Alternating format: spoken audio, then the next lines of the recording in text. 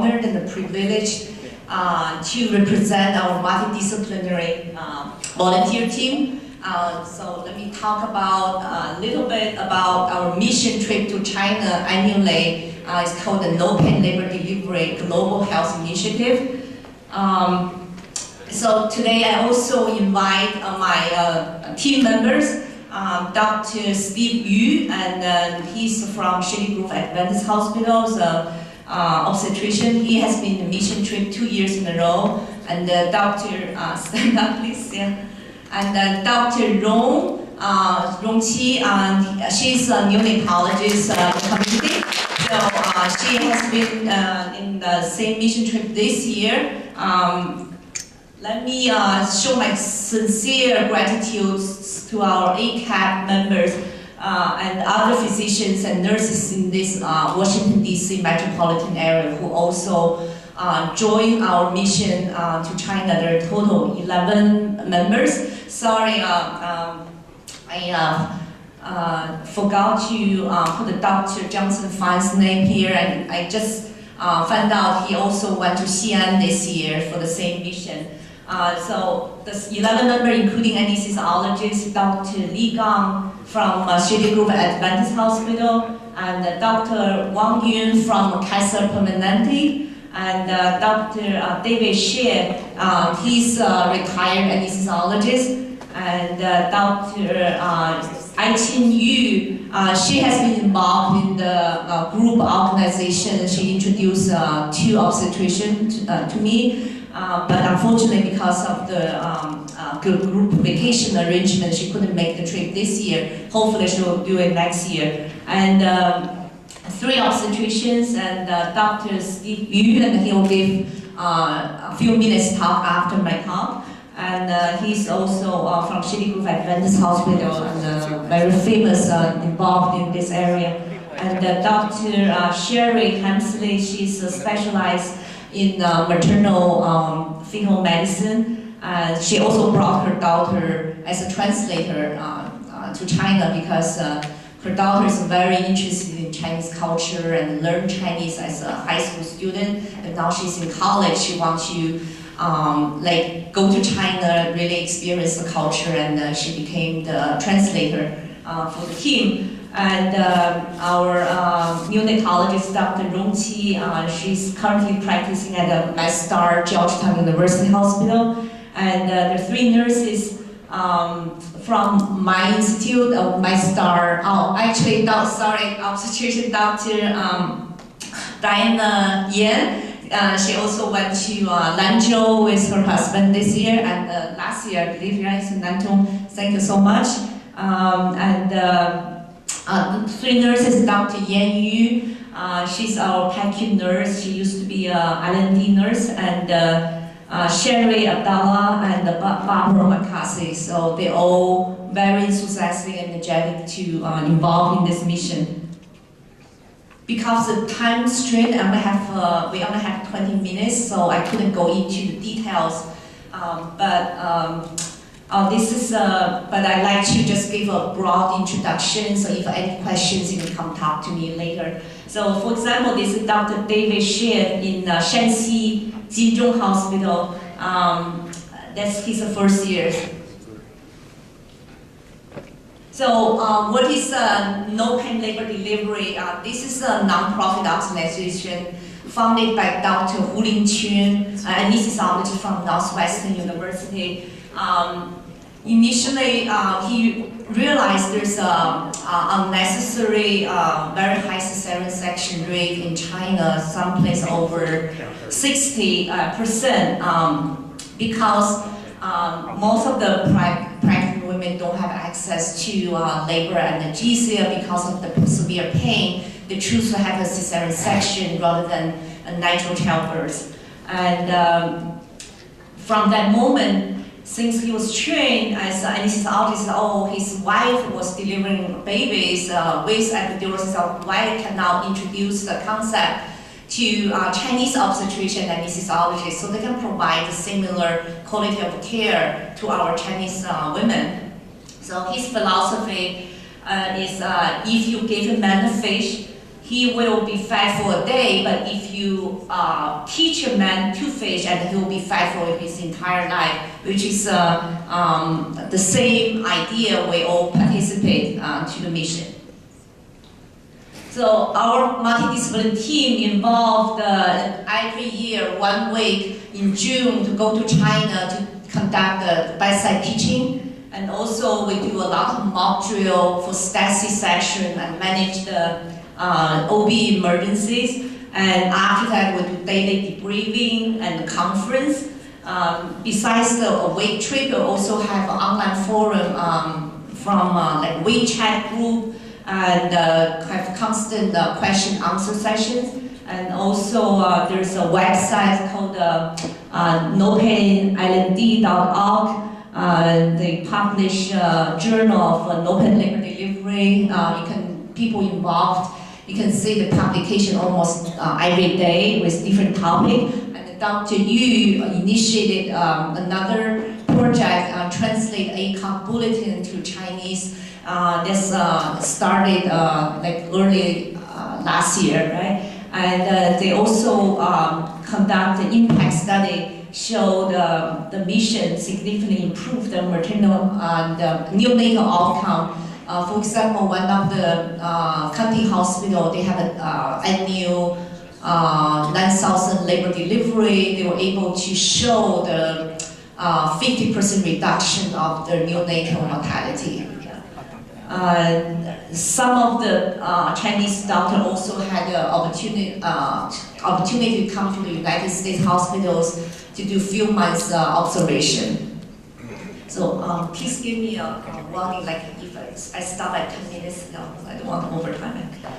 So for the past 10 years, there are over 500 volunteers involved in the trip. So not only the Chinese descendant like us, trained in the American residency programs, but also there are a lot of academic physicians from big academic centers like Brigham Women's Hospital, Massachusetts General Hospitals, Columbia Hospital, Ohio State, WashU, or Northwestern, Stanford, University of Florida, so on and so forth, and Southwestern University. So it's involved every place. So you can imagine the difficulty to organize a huge trip every year, more than 100 volunteers from different sites in the American hospitals to different sites of Chinese hospitals. It's a huge work.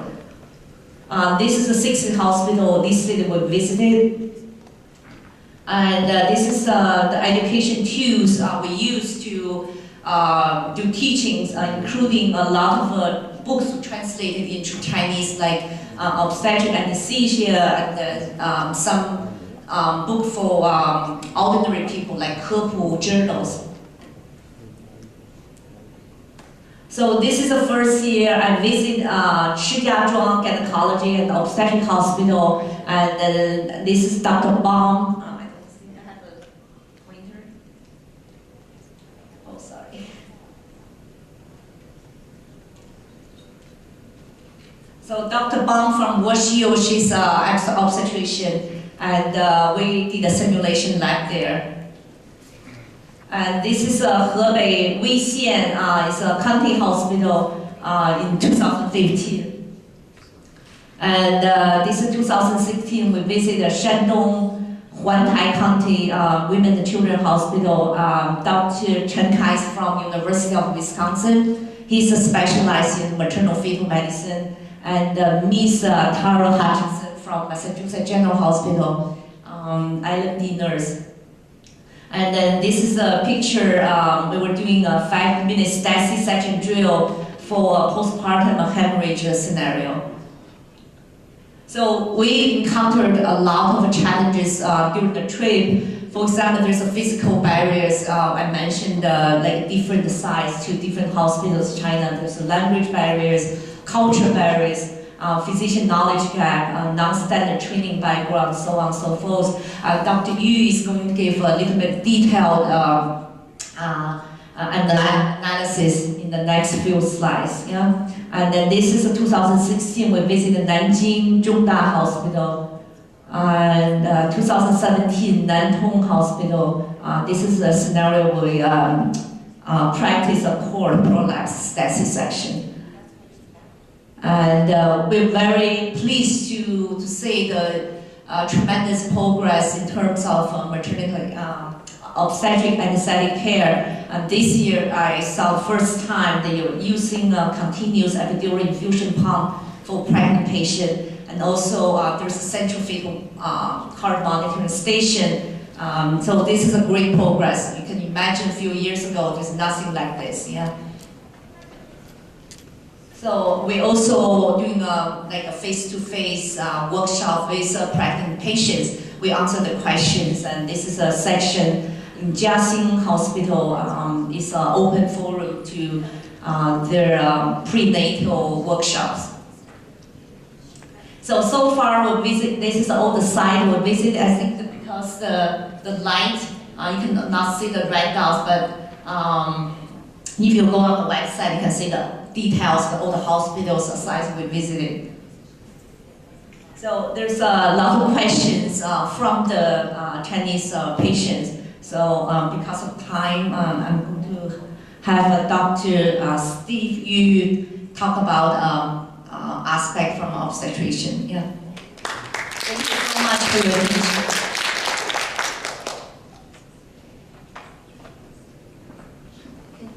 Someone help, I think he has a different size.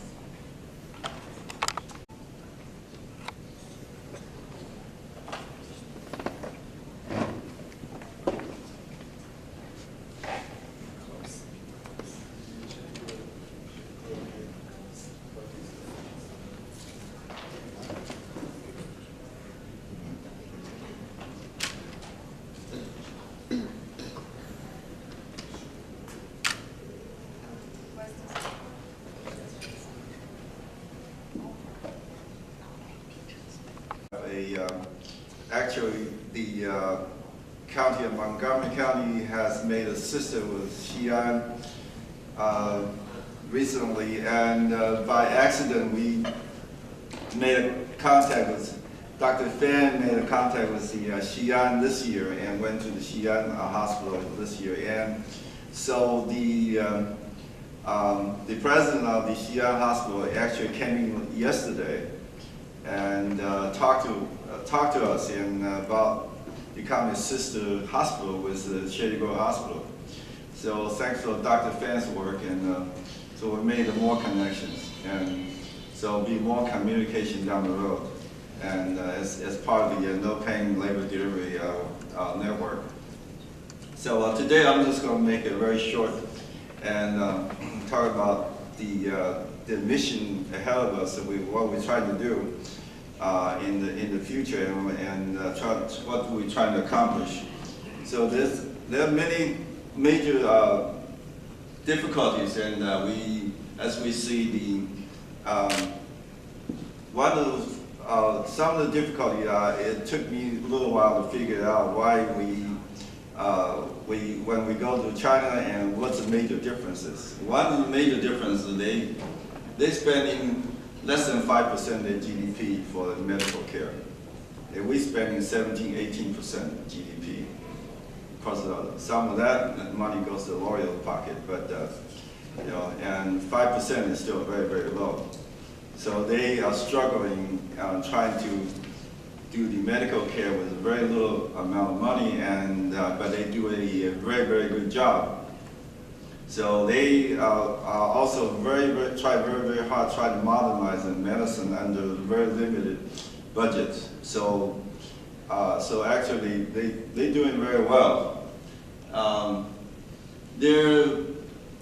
Many of you graduate from the Chinese medical school, so everybody's aware that there's no standard trainings.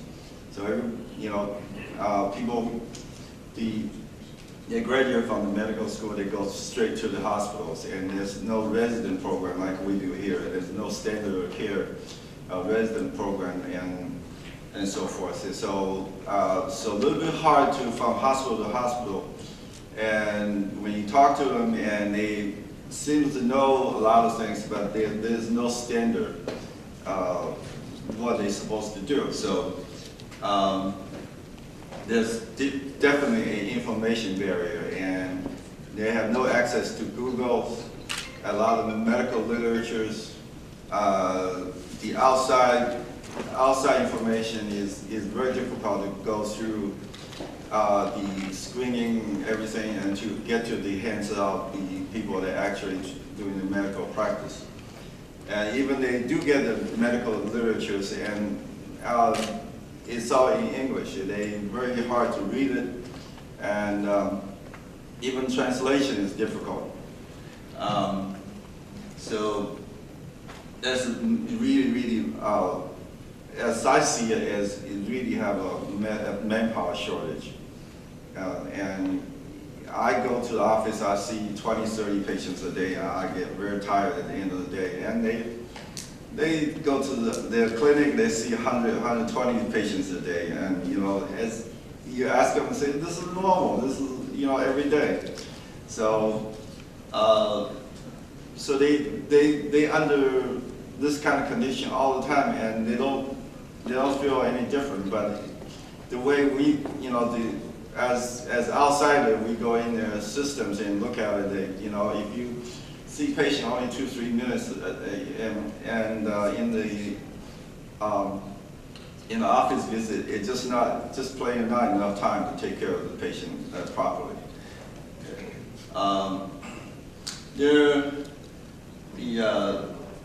So the system, the medical system has some major problem because some of the decisions made from the top, not from the bottom. A lot of people that actually practice, actually see patients, know the difficulty, know the problems, and they have their opinions on how to change the system, but they made the decision made from the top. A lot of times the decision is not made by somebody who's in medicine. So the accountants or other people, they're making all the decisions. And I'll give you an example, like I scrubbed into a C-section with some of and they use one suture for the entire C-section. There's no different sutures, and they use on the uterus, on the skin, on the fascia, as one suture to save money. And that decision probably made from somebody who never practiced medicine. And they know the problem, but this is their system. And problem of the transparency, okay? And they have a medical problems and some bad outcomes, and they tend to not to telling the families exactly what happens, and the family gets really angry, and communication is not the best.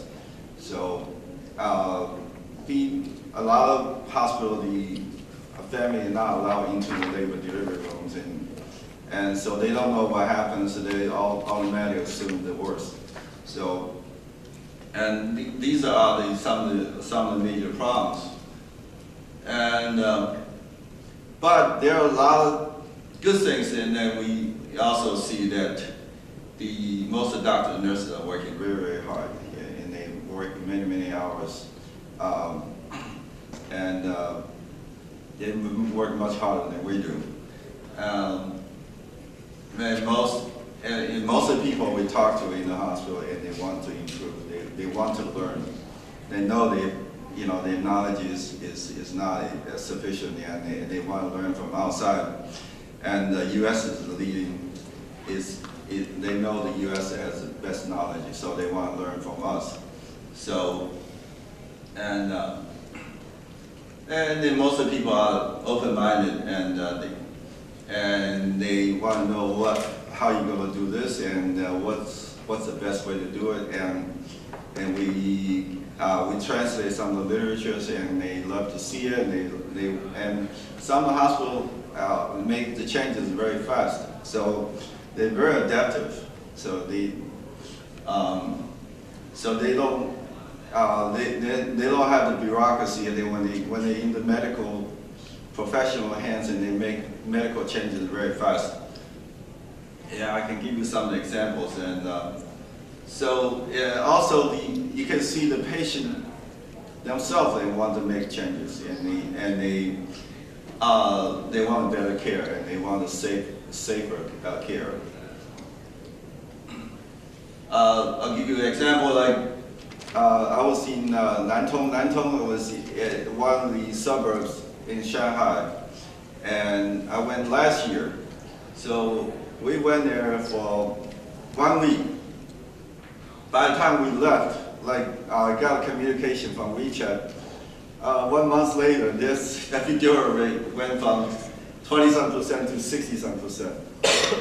And that's the example of how fast they can adapt to the system. You know, they make changes and they really improve.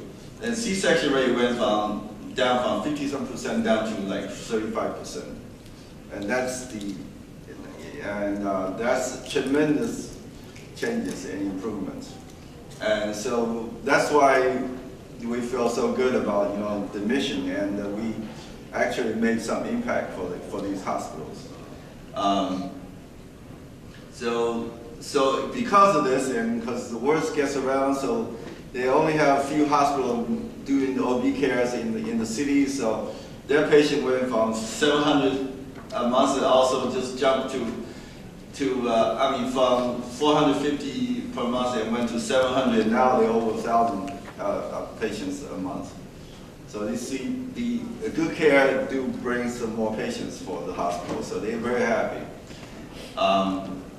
So the communications between us and the hospital continues. So we continue feed them the new information, the literatures, and through different, not just on WeChat, and also the journals, and like Dr. Charles talked about, and we continue to, and they made a second trip to the same hospital this year, and so the relations is very, very good.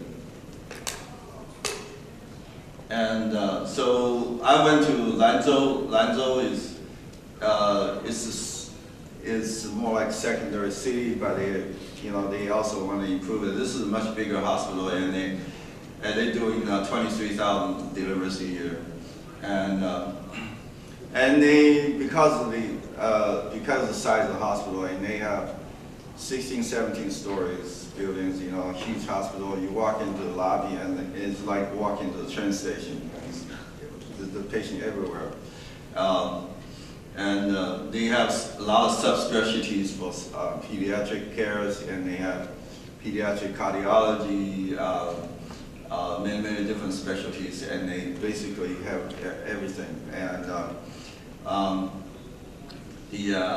they reduced the C-section rate pretty well, and they went down to like 35%, which is very good for Chinese hospitals. And they also made a very big improvement for they have satellite hospitals and a different area mostly for minorities, and they have Muslim populations and many other populations in the remote area, and they have hospitals. And the mortality, mobility is much higher in these satellite hospitals, and so we went to these satellite hospitals, and they made a big impact on these satellite hospitals. And so we continue establishing communications with this hospital. So the results haven't come out yet. We'll see what happens next year. Okay, and that's it, just the update.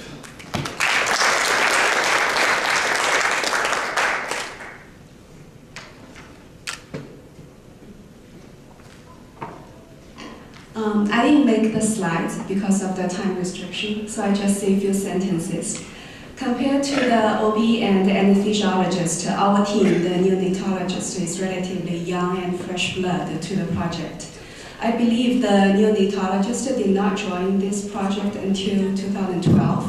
I just joined last year and only went to the trip this year. However, the ultimate goal for this project is to improve the maternal and the neonatal outcome.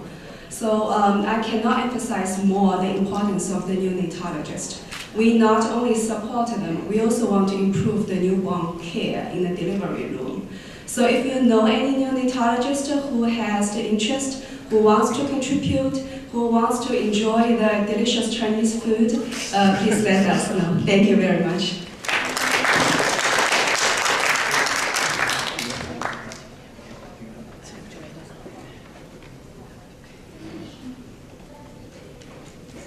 Thank you for these exciting stories. Now we have a brief announcement. Let's welcome.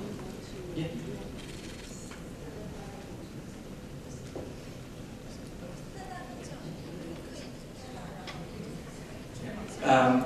I'd like to present